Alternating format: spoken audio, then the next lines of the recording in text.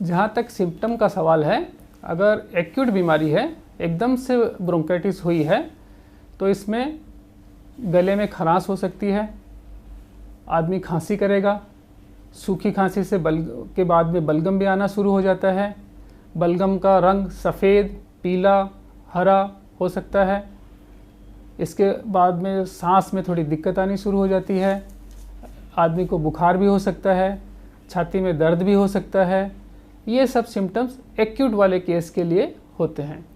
ये अगर बढ़ जाएं तो जिस तरह की कॉम्प्लिकेशन साथ में होती है उस हिसाब से उसका सिम्टम हो जाता है। अगर निमोनिया हो गया साथ में तो निमोनिया के सिम्टम हो जाएंगे, अगर बैक्टीरियल इन्फेक्शन हो गया तो बैक्टीरियल इन्फेक्शन के सिम्टम हो जाएंगे।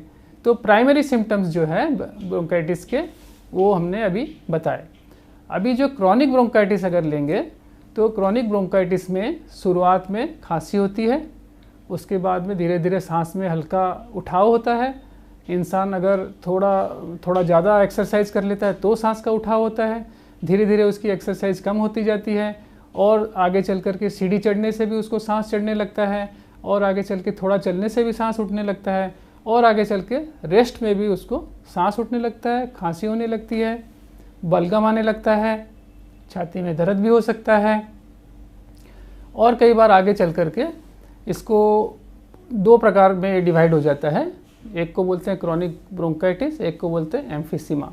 क्रॉनिक ब्रोंकाइटिस में ब्लू ब्लॉटर्स बोलते हैं, जैसे धीरे धीरे साइनोसिस होता है, ऑक्सीजन की मात्रा कम होने की वजह से ब्लू कलर डेवलप होने लगता है और शरीर में स्वेलिंग शुरू होती है, पाँव फूल जाना, शरीर थोड़ा सा ब्लोट हो जाना। और दूसरी प्रकार की जो एम्फिसीमा है उसको बोलते हैं पिंक पफर आगे चल के। तो पिंक पफर का मतलब है उनमें पिंक कलर डेवलप होता है और जो लिप्स होती है उसमें वो लोग इस तरह से रेस्पिरेशन इस तरह से करने से उनको थोड़ा आराम मिलता है।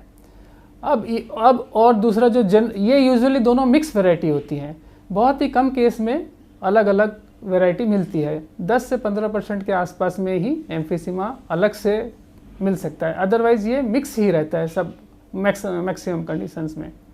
अब ये अगर क्रॉनिक ब्रोंकाइटिस बढ़े तो ये हार्ट के अंदर पल्मोनरी आर्टरी होती है, जो धमनी होती है मेन लंग्स के लिए, उसका प्रेशर बढ़ना शुरू होता है।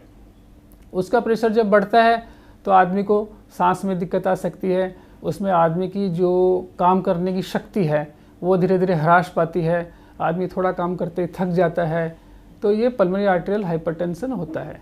ये अगर बढ़ जाता है तो कॉर पल्मोनल हो सकता है, इससे right side of the heart में प्रेशर बढ़ता है। राइट साइड का हार्ट का प्रेशर बढ़ने से हार्ट का जो सक्शन पावर है, जो डायस्टोलिक प्रेशर है, वो हार्ट का कंप्रोमाइज़ होता है, उसकी शक्ति धीरे धीरे कम होती है, तो इसको राइट साइड खुल जाता है, ज़्यादा डायलेट हो जाता है, और इसके बाद में और भी अगर प्रेशर पड़ता है तो ये फेल हो जाता है। इसके बाद में अगर और भी प्रेशर पड़ता है तो इस कार्डियक फेल भी होने की चांसेस होती है। तो ये धीरे धीरे इसमें कॉम्प्लिकेशंस होते हैं। आगे चल के कई बार निमोनिया भी होता है, कई बार खून भी आने लगता है बलगम के अंदर से, और कई बार बुला बन जाता है, एयर बुला बन जाती है जो आगे चल के फट सकते हैं, और फटने से लंग्स के चारों तरफ हवा भर जाती है, इसको निमोथोरेक्स कहते हैं, जिससे कि लंग्स को प्रेशर करके लंग्स की कैपेसिटी को कोलैप्स कर देता है। तो ये आगे चल के क्रॉनिक ब्रोंकाइटिस में टर्न अप हो जाता है, और ये सब आगे बढ़ करके रेस्पिरेटरी फेल हो जाता है। जो लंग्स है ये फेल हो जाते हैं तो बोलते हैं कि रेस्पिरेटरी सिस्टम जो है वो फेल हो गया है।